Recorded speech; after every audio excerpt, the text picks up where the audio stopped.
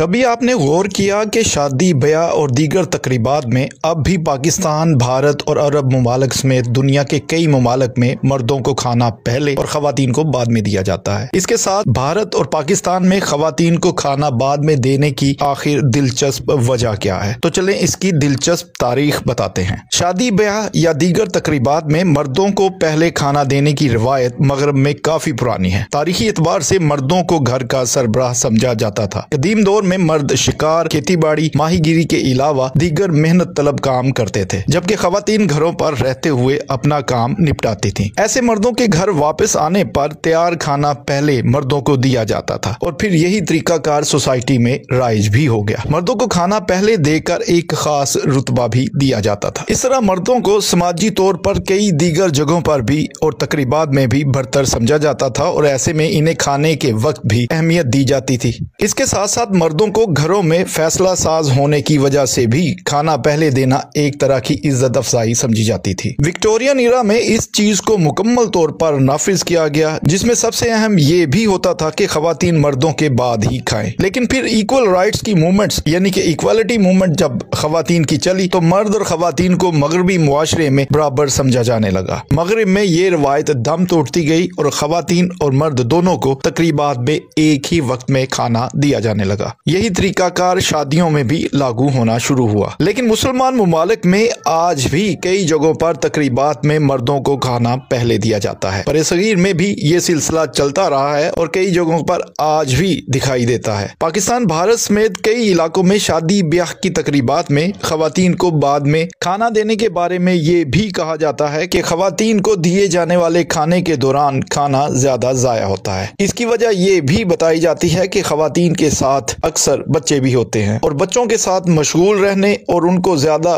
खाना परोसने की वजह से खाना खराब होता है। इसलिए शादियों में पहले मर्दों को खाना देने की रवायत है ताकि खाना कम न पड़ जाए। यही वजह है कि अमूमन माजी में भी शादी ब्याह की तकरीबात में इसी उनसर को देखते हुए खवातीन को खाना बाद में दिया जाता था। ताहम जदीद दौर में अब बड़े शहरों में शादी हाज होने की वजह से खाना एक ही वक्त में दिया जाता है, मगर देहात में खवातीन को खाना बाद में दिए जाने की कई जगह अब भी रिवायत देखी जा सकती है। कदीम रोमन्स खवातीन की ज्यादा रिस्पेक्ट नहीं करते थे। बड़े खानदानों में मर्दों को घर के सरबराह के तौर पर माना जाता था और उनको इज्जत का मुकाम देने के लिए सबसे पहले उनको ही खाना दिया जाता था ताकि इन्हें दिए जाने वाले खाने का बेहतरीन हिस्सा मिल सके। वक्त गुजरने के साथ साथ ये अमल एक समाजी मामूल बन गया।